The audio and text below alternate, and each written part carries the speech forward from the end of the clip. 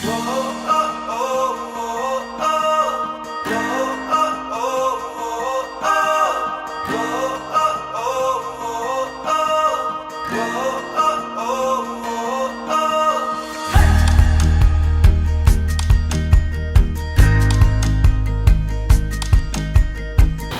à tous, bonjour à ceux qui auront l'occasion de nous suivre en rediffusion. Messieurs et dames, bienvenue à cette émission et surtout, merci de l'attention que vous nous accordez.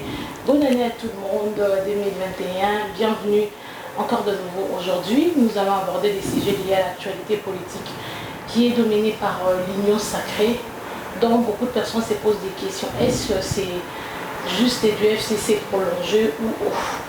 Entre parenthèses, pour plus de détails, sur notre plateau, nous avons le réel plaisir de recevoir pour vous un de nos analystes politiques congolais au nom de Eric Boukoula. Il est membre de l'IDPS, suppléant du député Jokoko Mulumba, l'un des leaders de la diaspora congolaise depuis l'Afrique du Sud. Là déjà je lui dis bonjour, bonsoir et merci de rencontrer positivement notre invitation. C'est moi qui vous remercie pour l'invitation. Je remercie et je donne mes salutations aussi à vos nombreux téléspectateurs et évidemment ceux qui vous suivent sur vos différentes plateformes sur les réseaux sociaux. Mes meilleurs voeux aussi à tous et à toutes. Voilà. Merci Eric Boukoula, comme je l'ai dit tout de suite, vous êtes membre de l'IDPS. Dites-moi, vous êtes au sein de l'IDPS au travers Jekoko ou parce que par rapport à l'idéologie du parti ou de l'éthique, cela vous a convaincu pour faire partenaire de cette partie politique? Vous voyez, à l'IDPS, ce qui compte, ce n'est pas seulement l'appartenance, c'est-à-dire ce n'est pas une carte d'adhérent qui compte, c'est tout un état d'esprit. Vous l'avez bien signalé, que c'est depuis la diaspora que je suis l'un des leaders de la communauté congolaise en Afrique du Sud, et c'est depuis là-bas que nous avons voulu nous assimiler à la lutte du Sphinx, comme on l'appelle. Et voilà, donc pour répondre à votre question, j'y suis par idéologie, je suis par ce souci de voir ce qui se passe aujourd'hui, c'est-à-dire l'élan sur l'établissement, l'instauration d'un état de droit. J'y suis parce que j'ai été convaincu par la lutte du Sphinx. Pourquoi je posais cette question? Parce que nous voyons tous ici au Congo ce qui se passe au niveau de la classe politique congolaise. Il y a trop de changements. Là d'ailleurs je parle de Jokoko. Avant, l'un des membres du PPRD, notamment MLC, aujourd'hui au sein de l'IDPS. Quelles sont les causes qui font que nos leaders politiques ou la classe politique congolaise ne soient pas assez fixés dans de partis politiques? Voilà, il faut les prendre des deux côtés. Il ne faut pas seulement voir les personnalités qui ont quitté un parti politique pour l'autre, il faut aussi voir les partis politiques. Dans le cas de Jokoko que vous avez cité, que je salue d'ailleurs, l'honorable Jokoko Mulumba, c'était plus sa conviction qui était restée fixe, mais la conviction, c'est-à-dire la ligne de conduite des partis dans lesquels il œuvrait, qui avait changé. Vous avez le cas du PPRD où il était. Le PPRD ne gardait plus cette ligne-là qui avait été fixée dès le départ, cette ligne qu'il avait poussé à lui à s'adhérer, à se joindre à ces partis-là. Et vous le savez, il avait quitté en plein, il avait même quitté ou laissé son mandat de député national à l'époque parce qu'il ne voulait plus œuvrer dans une assemblée où ils étaient majoritaires, mais où leur premier ministre à l'époque, qui était M. Adolphe Mouzito, bien sûr, qui n'était pas du PPRD, mais qui était dans la même majorité du PPRD, n'œuvrait plus selon les convictions qu'ils avaient. Vous avez vu, il avait même fait des vidéos dans lesquelles il révélait comment M. Mouzito s'était construit des maisons et tout ça au détriment du peuple congolais. Ça c'était plus lui qui gardait sa ligne de conduite, sa lignée, et c'est comme ça qu'il est allé au MLC. Et il a quitté le PPRD parce que il était très mécontent de la manière dont Mouzito... Oui. Si vous essayez de retrouver peut-être des interviews de lui à l'époque, il y avait aussi des raisons similaires. Voilà, donc évidemment, je ne suis pas ici venu ici comme son porte-parole, mais j'essaie... Si l'IDPS s'écarte de cette ligne de conduite, si l'IDPS s'écarte de cette vision, évidemment, il va les quitter. Et c'était pour répondre à votre question, parce que vous avez posé la question de savoir pourquoi on voit des personnalités qui quittent ici et vont là-bas. C'est tout justement par manque de conviction. Et il y a des partis politiques, qu'on le voit, un regroupement qui quitte cette alliance, il va dans l'autre alliance. Vous avez des alliances contre nature. C'est parce que généralement dans ces partis politiques, dans nos partis politiques, vous avez des chefs de partis politiques qui, eux, vacillent.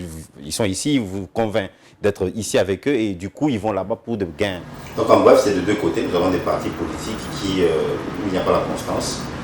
Vous avez des gens qui adhèrent pour une certaine vision, mais au fil du temps, on se rend compte que la vision, on s'écarte de la vision et un membre comme ça peut quitter. Ce n'est pas lui qui a manqué de constance, c'est plutôt les partis politiques. Mais nous avons aussi des cas où des membres des partis politiques, comme on a assisté à la fin du régime passé, où nous avions beaucoup de débauchages.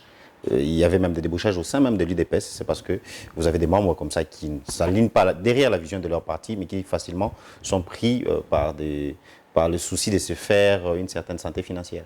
Comme je l'ai dit tout de suite, sur cette émission, nous allons aborder le sujet de l'union sacrée. Aujourd'hui, beaucoup de personnes se posent des questions. C'est quoi l'union sacrée? Quel était l'objectif final du président? Peut-on dire c'est son stratégie à lui? Pour vous, M. Eric Bougoula, c'est quoi l'union sacrée? Comment vous les définissez? L'union sacrée, pour moi, c'est simple. C'est une dynamique de ces Congolais et Congolaises qui veulent bien s'aligner de manière générale, de s'aligner derrière la vision du chef de l'État, celle d'instaurer un État de droit dans ces pays et d'améliorer le social du Congolais. Donc, moi, je peux résumer ça comme ça. Mais aujourd'hui, l'union sacrée est taxée de tous les noms. C'est le continuité du FCC sans, par exemple, le PPRD.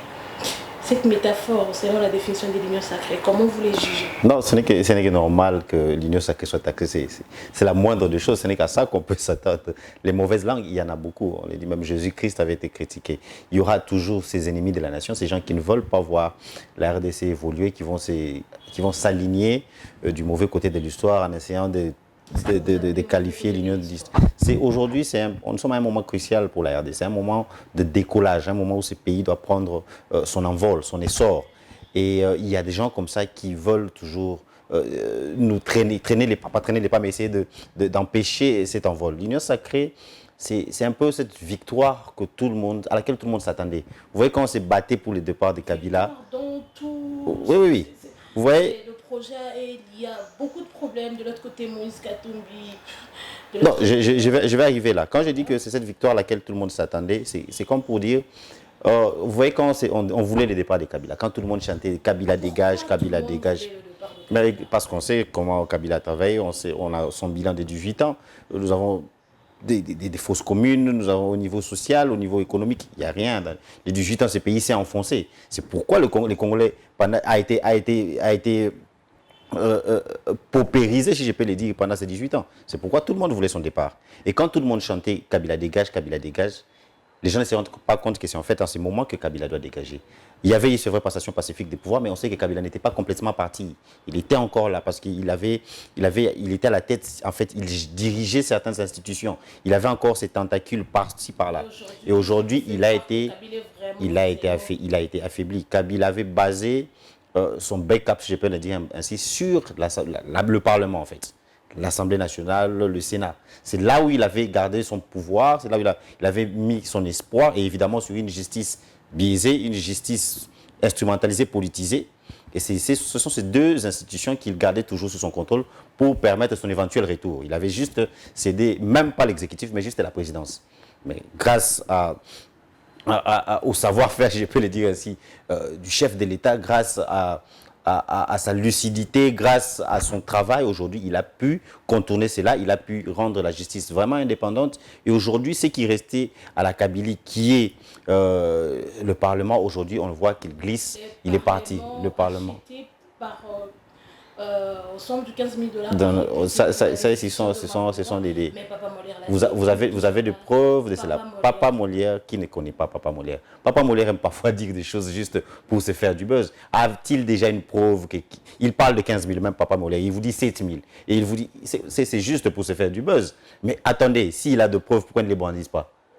On connaît Papa Molière. Ce sont que je respecte beaucoup, mais parfois il perd parfois sa langue et il dit n'importe quoi. Ce ne sont pas des choses à prendre au sérieux. S'il fallait aller avec la logique d'acheter les députés ou d'acheter des voix ou d'acheter une majorité, mais attendez, C'est Kabila qui est le milliardaire de ce pays, c'est lui qui a beaucoup d'argent. Le FCC, le PPRD, tout ça, c'est eux qui ont l'argent. Donc ce n'est pas avec 7 000 $ ou 15 000 $ que vous allez acheter des gens comme des Steve Mbikai, que vous allez acheter des gens comme des Modeste Bahati, que vous allez acheter des gens comme des Lambert Mende aujourd'hui qui viennent. Non, ça c'est juste, c'était juste pour aller... Sur la recommandation de Kabila, nous avons suivi non, écoutez. le porte-parole de son parti, Thierry Monsené, sur l'émission. Si vous aviez d'ailleurs suivi bien, vous allez constater qu'entre Lambert Mende et Thierry Monsené, il y a divergence, il y a contradiction. Ouais. Les gens doivent comprendre, j'ai cru comprendre, j'ai cru entendre quelque part certains frères qui me disent que voilà, on essaie, ça fait d'ensemble des MLC, on veut se retirer parce qu'on a compris que il y a quelque chose derrière, c'est le FCC élargi, vous l'avez même dit dans votre introduction, mais c'est Mende qui a sorti ça de sa bouche. Mende n'est pas le visionnaire ou l'initiateur de l'Union sacrée. Le visionnaire, c'est le chef de l'État. C'est le chef de l'État peut définir ce que c'est l'union sacrée. Même moi, j'ai donné une définition, mais c'est selon moi. Mais c'est lui l'initiateur. Alors, quand Mende est un champion en communication, qui sait si dans ses paroles, il peut tenter ou il peut essayer de créer la zizanie. Mende qui vous parle d'un FCC élargi dans son sens, dans son contexte, les gens ont peur du coup. Que non, c'est la continuité du FCC. Mais c'est Mende qui a parlé. Mende n'est ni porte-parole de l'union sacrée, ni initiateur. Et quand vous le suivez, lui dire que voilà, nous sommes là, le FCC est toujours là, je suis toujours FCC, quoi que je comprends quand il dit ça, il parle de FCC comme plateforme électorale, pas FCC à l'Assemblée, parce que FCC à l'Assemblée n'existe plus. Et vous avez Thierry Monsené pour de l'autre côté qui lui dit clairement que les FCC n'existent plus.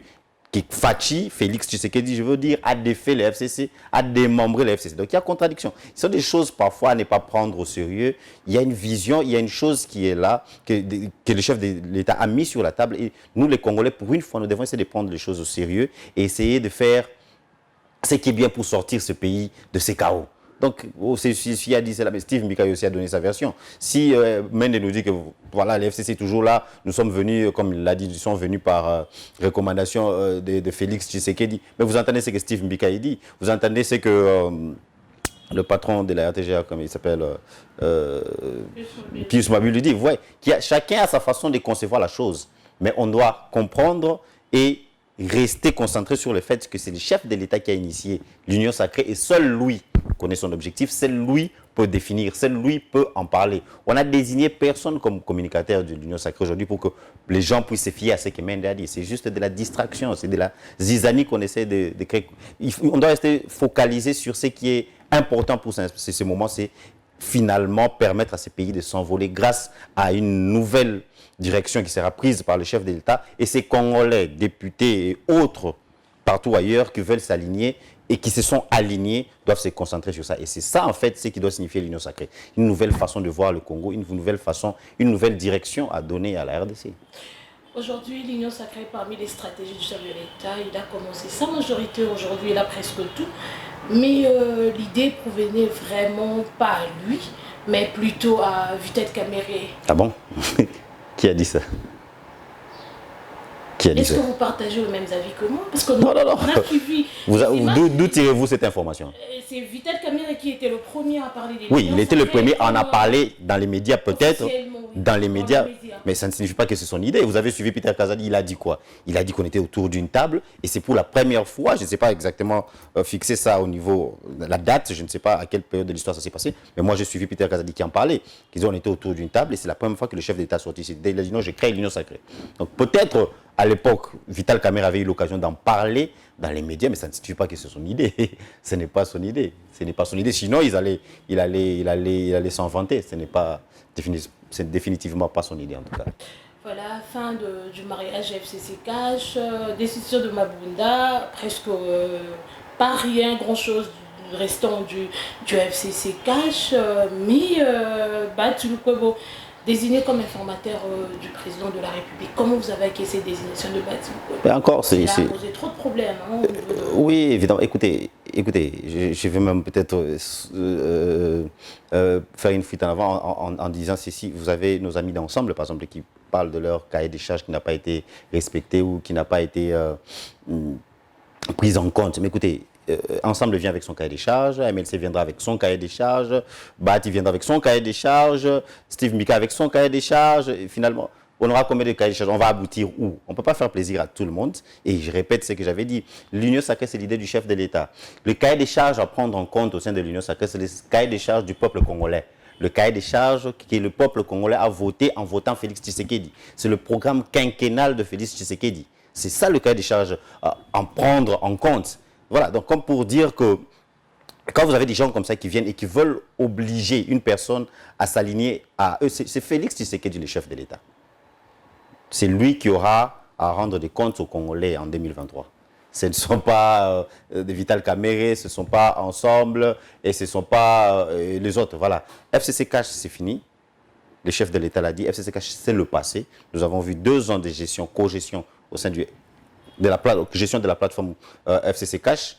Donc, co-gestion du président de la République avec le regroupement qui était celui de l'ancien chef de l'État. Et nous avons vu ce que ça a donné. Le chef de l'État a décidé de s'en émanciper, c'est-à-dire de mettre cela de côté. Aujourd'hui, nous avons une nouvelle coalition qu'on appelle Union Sacrée. Ceux qui veulent viendront, ceux qui veulent aider ce pays viendront, ceux qui ne veulent pas resteront de côté. C'est simple, l'idée du chef de l'État. Quand même, le Moïse Katumbi et Jean-Pierre Bemba, ce sont ces gens-là, ce sont ces acteurs politiques-là qui ont vraiment accompagné Félix dans le début, le président de la République, Félix Antoine Tshisekedi, dans les débuts de l'Union Sacrée. On a vu de rencontres, plus de 3 heures de rencontres pour parler, mais aujourd'hui, ils se sentent déçus.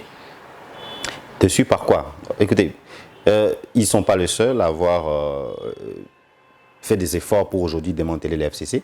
Et d'ailleurs, je l'ai même dit ici, il y a Thierry Monsenepo qui a reconnu que le chef de l'État était grand stratège. Il fallait d'abord cette aptitude, cette capacité de lui-même en tant que grand stratège, mais il y a aussi nombreux d'autres Congolais qui ont participé. Par exemple, les dissidents du FCC, Bahati Lukwebo, vous avez beaucoup d'autres, Liaou, qui ont œuvré de manière à démanteler ces FCC-là.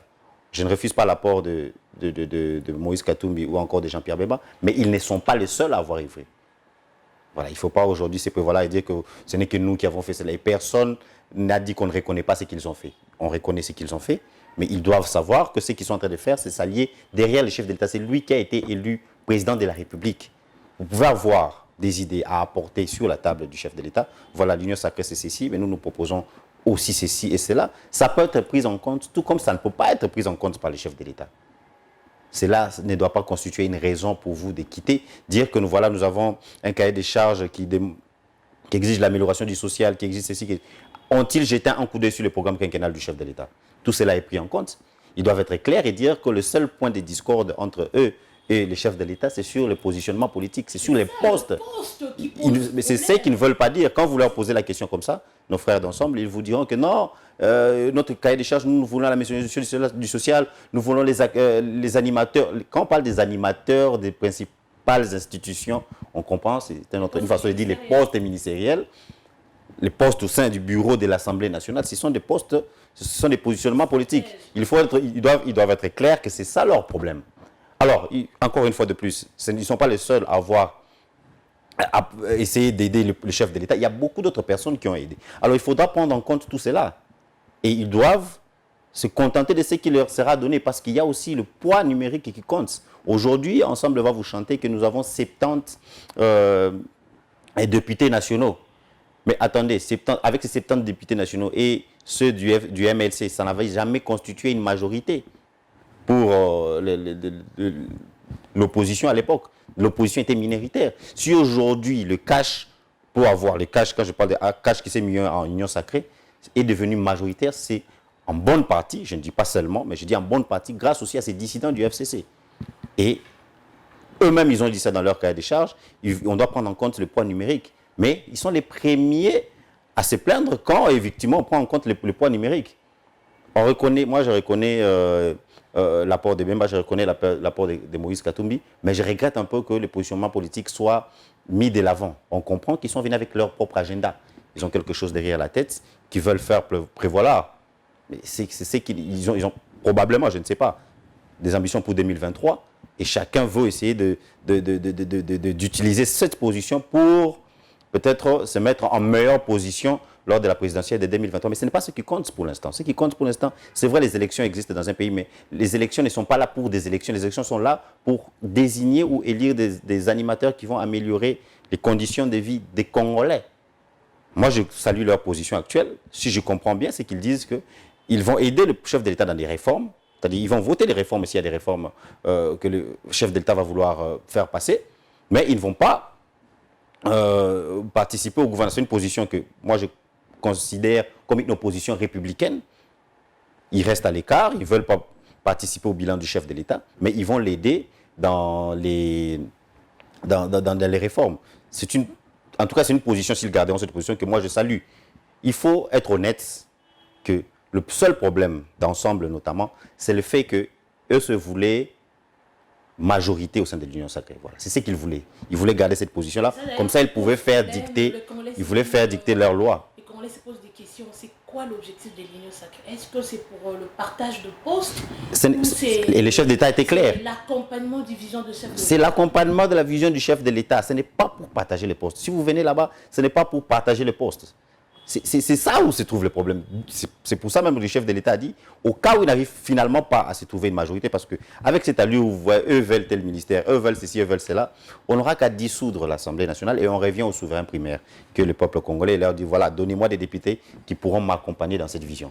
Parce que là, on a l'impression qu'on a affaire à des personnes qui, et aujourd'hui, ces personnes essaient d'accuser le chef de l'État de vouloir se réentourer des kabylistes qui ont une gestion médiocre. Mais on oublie que la plupart des gens au sein des ensembles, la plupart des gens au sein de l'Union de MLC, ce sont des kabylistes et des kabylistes. Ceux qui ne sont pas kabylistes, comme l'a dit Steve Mikaï, ce sont des mobutistes. Ils ont aussi un bilan terrible. Alors, aujourd'hui, un ancien kabyliste ne veut pas qu'un autre ancien kabyliste vienne le rejoindre au sein de l'Union sacrée. Ils ne sont pas dans la bonne position pour s'opposer à l'arrivée des autres. Pour le chef de l'État, ce qui compte, c'est que telle personne ou telle autre personne vienne en effet pour s'allier à sa vision. C'est sa vision qu'on suit, pas sa personne, mais sa vision. C'est sa vision qui a été votée par le peuple congolais. Sa vision, quelle est la vision effective du chef de l'État? Ben, écoutez, on appelle ça le programme quinquennal du chef de l'État que moi j'avais lu et rélu juste avant les élections. Ils avaient produit chacun, hein, chaque candidat, il y avait celui de Vital Kamerhe, il y avait celui de Martin Fayoulou. Chaque candidat avait un programme quinquennal qu'il avait présenté à la nation congolaise. Et les Congolais ont voté cette vision-là. Parce que quand quelqu'un allait dans les urnes pour voter numéro 20, qui était Félix Tshisekedi, le candidat Félix Tshisekedi, c'était la vision de Félix Tshisekedi qu'il a voté. Et c'est cette vision-là derrière laquelle on doit s'aligner. C'est cette vision-là. Moi, j'avais lu le programme quinquennal du chef de l'État, s'appelait État de droit. C'était ça, je crois, c'était intitulé État de droit. Et c'est cette vision-là d'instaurer un état de droit, d'améliorer le social du Congolais, d'avoir une justice indépendante, ça entre d'ailleurs dans le cadre de l'état de droit. Tout cela, c'est ça le programme quinquennal du chef de l'État, c'est ça sa vision. Et c'est derrière cette vision-là qu'on est en train de s'aligner. Quand on veut entrer dans l'Union sacrée, c'est derrière cette vision-là. Restons dans l'Union sacrée pour Adolphe Muzito et Martin Fayoulou. L'Union sacrée n'a pas sa raison d'être. Plutôt, il faut passer dans le renfort. Comment voyez-vous ces métaphores? On comprend très probablement qu'il y a toujours eu de confusion au niveau de aujourd'hui, ils s'appellent DVU, hein. Ce n'est plus la MOUCA, c'est DVU, quelque chose comme ça. On s'est contredit. Si vous jetez un coup d'œil sur, je ne sais pas comment ils avaient appelé ça, il y avait un programme de réforme que Martin Fayoulou avait proposé, en lieu et place dans laquelle lui devait être à la tête d'une institution là. Comment devait s'appeler l'institution sur des réformes, et le chef de l'État allait garder, Félix Tshisekedi allait garder la présidence. Vous voyez que les réformes dont il parle ne sont pas très différentes des réformes dont parle Félix Tshisekedi. Lui, il parle plutôt de réformes électorales, de la CENI, de la... Oui, mais... Non, mais attendez, même au niveau du chef de l'État, il a dit ça dans son discours du 6 décembre. On doit réformer beaucoup de choses, au niveau de la CENI notamment, et au niveau même du mode de scrutin de plusieurs élections, notamment celui du gouverneur, des sénateurs et tout ça. Les réformes sont là, ce n'est pas ça le problème. Dire qu'ils ne voient pas la raison d'être de l'Union sacrée, bon, on comprend leur positionnement. Et aujourd'hui, on vous dit que ben voilà, Martin Fayoulou avait raison, il est l'aigle qui avait vu que Félix Tshisekedi essayait d'élargir l'FCC, mais son proche collaborateur, c'est lui avec qui il travaille, Adolphe Muzito, c'est un kabyliste de la première heure. Alors, de quoi on nous parle? On accuse le voisin de s'allier aux kabylistes.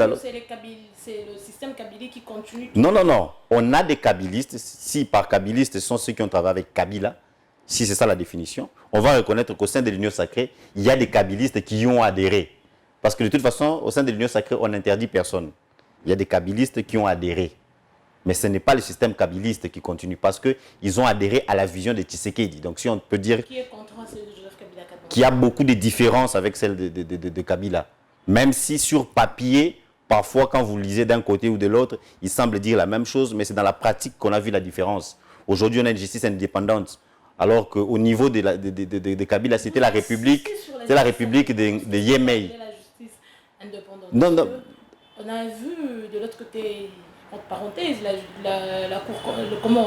la désignation de 3 juges a violé la constitution congolaise. A violé selon qui? Qui doit déterminer si on a violé la constitution ou pas? C'est la Cour constitutionnelle, même celle qui est habilitée à faire ça, c'est ça son rôle. Et qu'a dit la Cour constitutionnelle sur ces points-là? Il n'y a pas de violation. S'il y avait violation, ceux qui pensent qu'il y a violation, ils doivent apporter le sujet au niveau de la Cour constitutionnelle. Écoutez, il y a ce qui s'est passé dernièrement, hier ou avant-hier, cette même Cour constitutionnelle, beaucoup de langues s'étaient déliées pour essayer d'accuser le chef de l'État d'avoir instrumentalisé la justice pour faire partir Albert Youma à la tête de la FEC.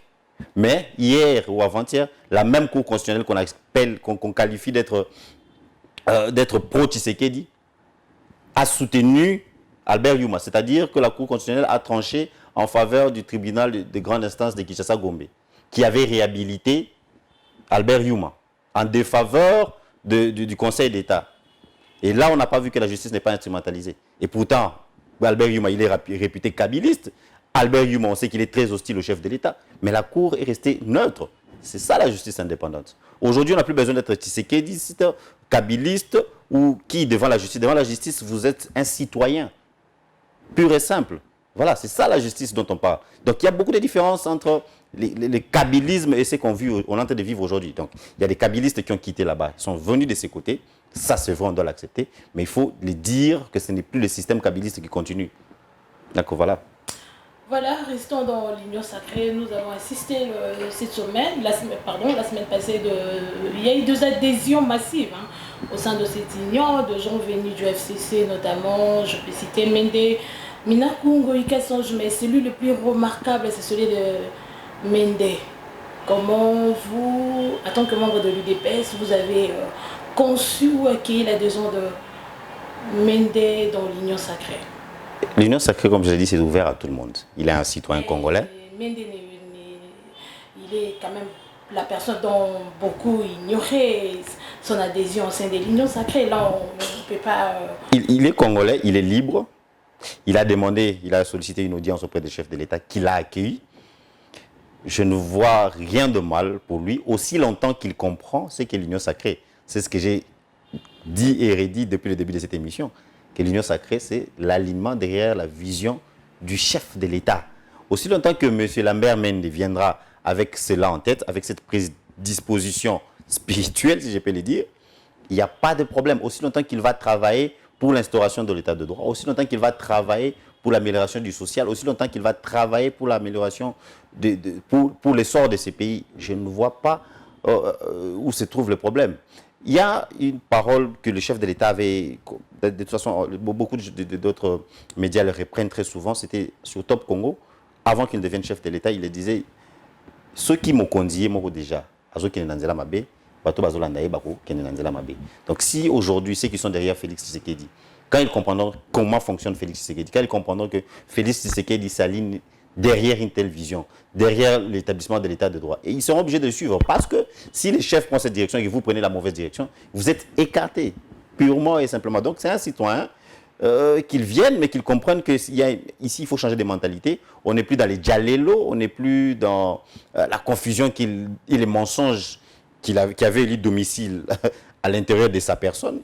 Et s'il vient et se rallie derrière les chefs de l'État, vous pensez qu'il peut apporter quelque chose de nouveau dans l'union sacrée ou d'accompagner effectivement la vision du chef de l'État? Oui, vous savez, moi j'avais l'habitude de dire ceci. Au sein de la Kabylie, parce que la Kabylie, je parle du FCC, à l'époque MP et tout ça, il y a beaucoup d'éminences crises. Il y a des gens très intelligents. Seulement, ils avaient mis leur intelligence au service du mal. C'est ça. Au service du mal, c'est-à-dire vous aviez M. Mende, quand on tue des Congolais qui sont sortis pour manifester, vous avez M. Mende qui vous passe à la télé qui dit non, ce sont quelques badauds, quelques kourouna qui voulaient faire des désordres. C'était ça, prendre son intelligence, mettre au service du mal. C'était ça, prendre son intelligence et mettre au service du mal. Et nous avons vu cela dans plusieurs autres domaines avec beaucoup d'autres acteurs, des gens intelligents, avec beaucoup de capacités, mais qui n'ont utilisé que leur intelligence pour nuire, c'est ça même les termes, nuire à la population congolaise. Alors, M. Mendes est un monsieur intelligent. Si aujourd'hui il décide de prendre cette intelligence-là et de la mettre au service de la nation, moi je pense qu'il peut apporter quelque chose. Voilà, parlons des leaders de la MOCA. Là, je reviens presque à cette question parce que les gens ont vraiment besoin de comprendre qu'est-ce qui se passe exactement au sein de l'ensemble.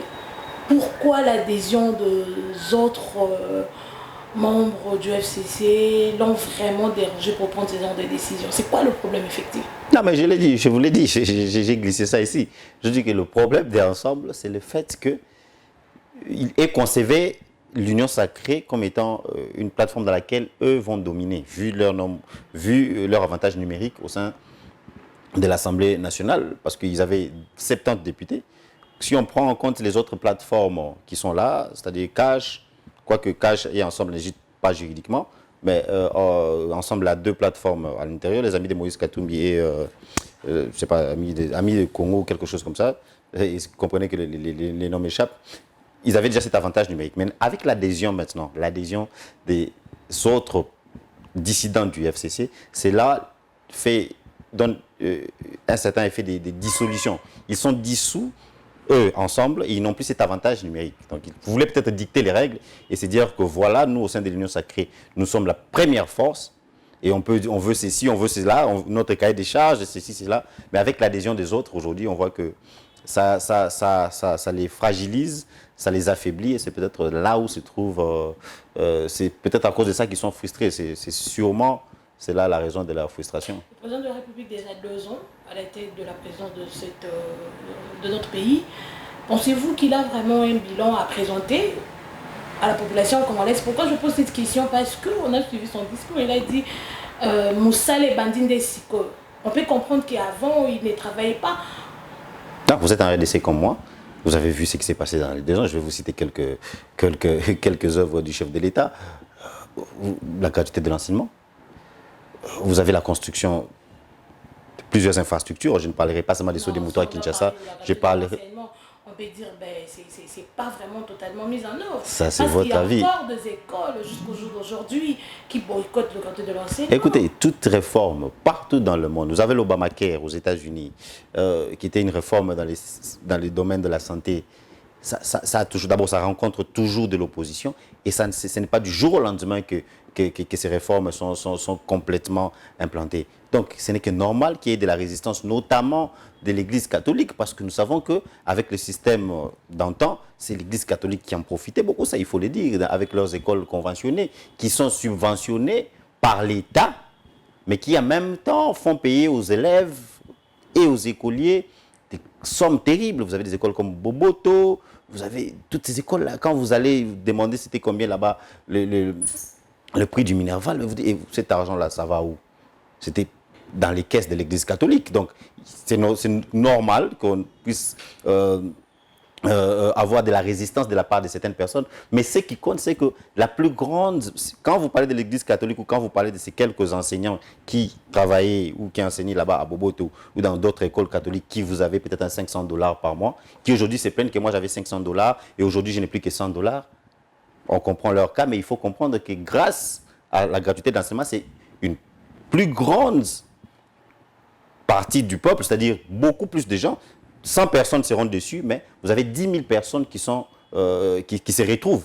C'est ça la réforme. La réforme, c'est pour le bien d'une grande majorité. Donc, ce n'est pas à cause d'un groupe de quelques personnes qu'on doit abandonner certaines choses. Donc, ça, c'est pour répondre à votre question. Moi, j'estime que la gratuité de l'enseignement, c'est vrai, n'est pas encore totalement implantée ou totalement ne fonctionne pas à 100%, mais c'est déjà un début.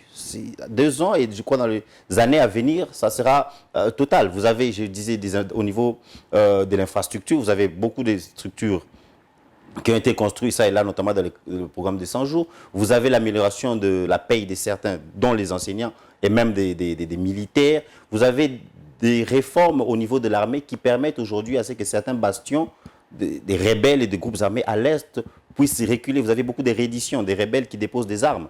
Donc, dire que le bilan de Félix Tshisekedi dans ces 2 ans est négatif, ça c'est mentir. C'est vrai peut-être, ce n'est pas à l'allure à laquelle on avançait, mais on sait aussi pourquoi. C'est notamment la raison pour laquelle il a mis fin au FCC Cash, parce qu'il y avait des cales au niveau de certains acteurs, de certains ministères qui répondaient à l'autorité morale. Mais nous avons aussi la crise du Covid-19 qui a aussi ralenti les choses. Donc quand le chef de l'État dit Moussa les Bandisiko, moi je comprends qu'il veut dire que c'est à l'allure maintenant, à l'allure prévue par lui, ou à l'allure que ça devait aller.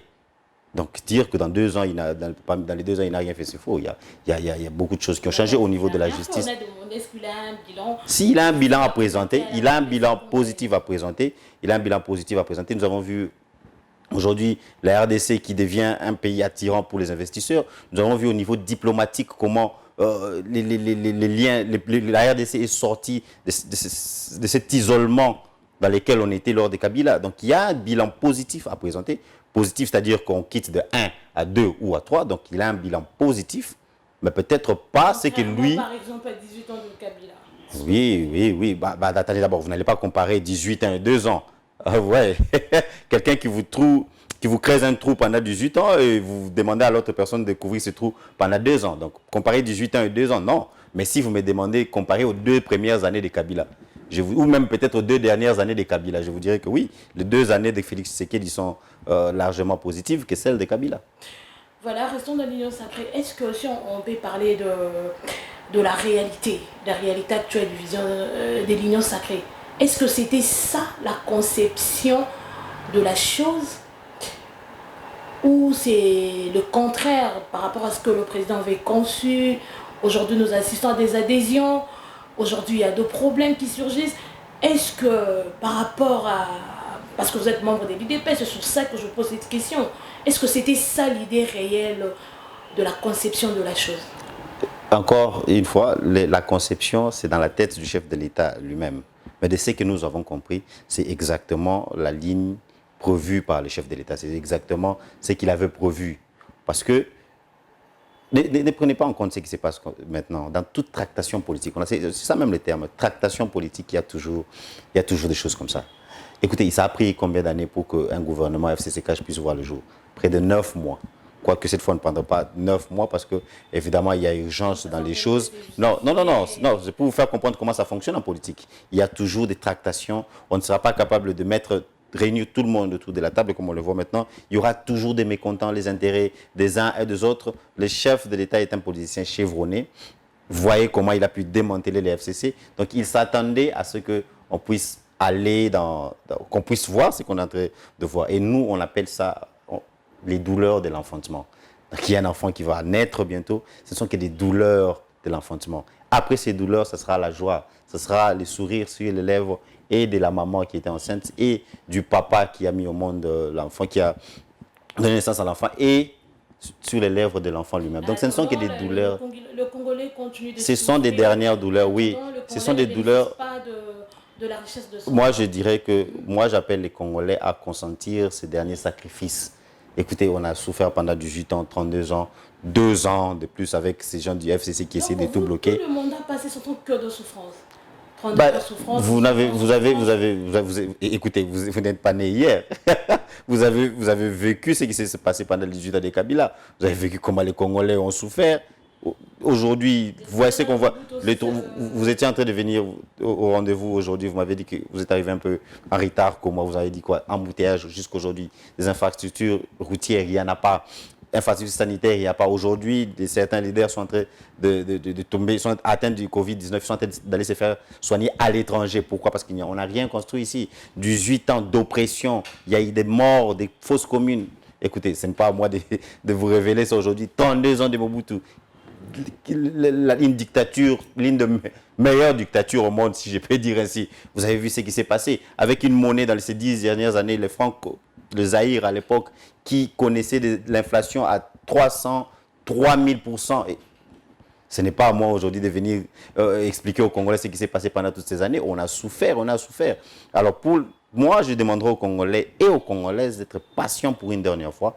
Ça ne prendra pas du temps, mais c'est une douleur qui est le passage obligé pour finalement tourner la page de cette Kabylie qui a fait souffrir, je m'excuse, ces pays pendant plusieurs années.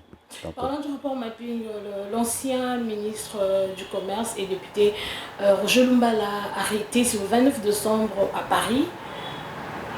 Il a fêté le Nouvel An là-bas et surtout pour le Congolais, quand même, ça a dérangé et tout. Mais selon quelques sources, son arrestation est purement politique. Il y a de meneurs de politiciens congolais derrière cette arrestation. Non, pas du tout. D'ailleurs, ça répond même à la question que vous venez de me poser. Est-ce que pour vous, c'est toujours la souffrance à 18 ans? Le rapport mapping parle de quoi?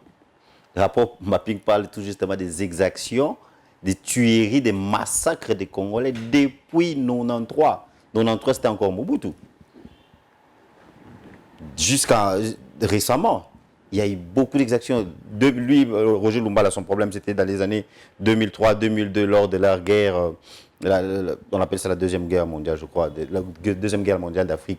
Il était leader du RCD, une faction du RCD, là. Ces gens ont massacré des populations.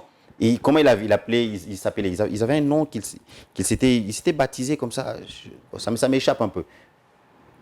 18 ans, 32 ans, des massacres, ont tué les gens avec impunité. Et moi, je soutiens cette idée parce que ça fait 10 ans déjà que ce rapport mapping a été établi et rendu public. Et qui sont les politiciens congolais qui se trouvent dans ces rapports mapping? Il faut le lire, ils sont nombreux, hein, beaucoup sont cités, notamment avec leur mouvement rebelle ou mouvement armé. Il y a le MLC qui est cité, il y a MLC pas comme parti politique, MLC comme groupe armé ou rébellion. Il y a le RCD avec tous ces acteurs qui sont ici. Ils sont nombreux, Il y a le régime Mobutu aussi. Le régime Mobutu avec des gens comme Honoré Ngwanda et tout ça, ils sont nombreux. Écoutez, on va quoi? On va consacrer l'impunité, on va dire non, c'est du passé, oublions. Quelles leçons donnons-nous aux générations à venir? Les gens doivent répondre à leurs actes. Ces gens qui sont morts avaient des familles, ils avaient des enfants, ils avaient des femmes, ils avaient des maris. La douleur existe toujours. Il faut que justice soit faite. C'est justement ça le problème avec la RDC.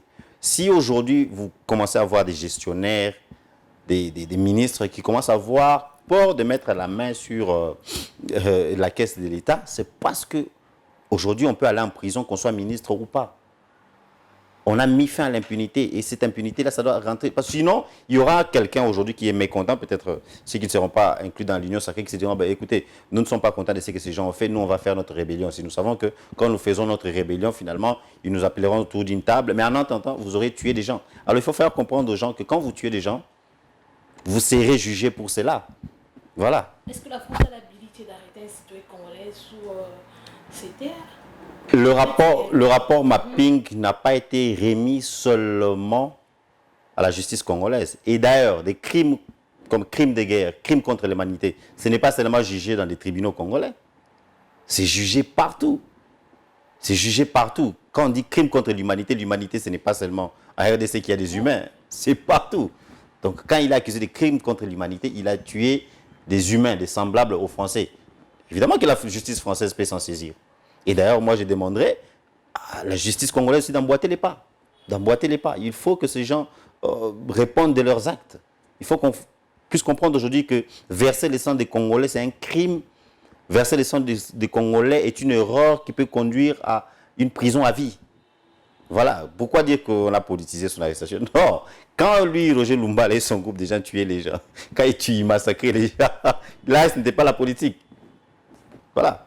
Voilà, clôturons cet entretien avec cette question liée aux sorties de la libération, disons, d'Edi Capen, accusé pour l'assassinat du président Laurent Désiré Kabila. 20 ans après, prison centrale de Makala aujourd'hui, libéré avec ses 20 compagnons par grâce présidentielle et tout.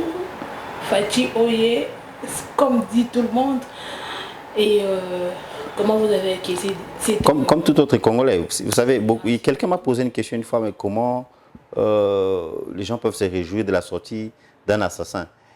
Écoutez, c'est que la conception que nous avons, en tout cas la vie de plusieurs Congolais, et vu la façon dont avait été mené ce procès-là, nous sommes nombreux, nous sommes convaincus que c'était un procès politisé. Nous sommes convaincus que c'est... Et d'ailleurs, même des proches de Mzee Kabila le disent. Vous avez Abdoulaye Ndomassi qui l'avait dit une fois, que ceux qui sont en prison ne sont pas les vrais assassins du Mzee. Donc, avec la remise en liberté d'Edi Kapen, beaucoup voient une occasion d'ouvrir la voie pour un vrai procès, pour que les vrais assassins soient déférés devant la justice, pour que les vrais assassins répondent de leurs actes. Nous savons que Edi Kapen, comment on l'appelle? Il était que victime. Il y a des vrais assassins, il y a des gens qui sont derrière. Et d'ailleurs, quand vous suivez l'histoire, quand vous écoutez les témoignages de ce qui s'est passé ces jours-là, vous comprenez qu'Edi Kapen a d'ailleurs essayé de contenir les choses, à éviter que le pays puisse éclater parce qu'on était en pleine guerre, à éviter que la panique puisse envahir le pays. Alors qu'il y a des vrais assassins, il y a des vrais coupables, il y a les vrais auteurs du crime qui sont... Donc, comme tout autre Congolais, je suis ravi que c'est... D'ailleurs, on parle de Fachi parce que c'est grâce au président Félix Tshisekedi qu'il est aujourd'hui libéré. Il dit qu'Apen était condamné à peine de mort, en tout cas la peine capitale. Et c'est en juin dernier que le chef de l'État a commis cela en prison, à 20 ans de prison. Ce qu'il a qualifié pour la grâce présidentielle. Donc, pour moi, c'est une bonne chose. Maintenant, il est temps que ce pays puisse être réconcilié par un vrai procès qui nous conduira à savoir qui étaient les vrais auteurs de la mort de Mzee. Et juste une petite précision, il y a beaucoup de gens qui n'ont peut-être pas compris le message du cardinal Ambongo quand il a dit récemment que la famille Kabila avait donné son accord. C'est ce que le terme que les médias donnent, mais il faut faire comprendre ceci. C'est peut-être le terme qui a été mal utilisé. Moi, je dirais que la famille Kabila a donné son consentement.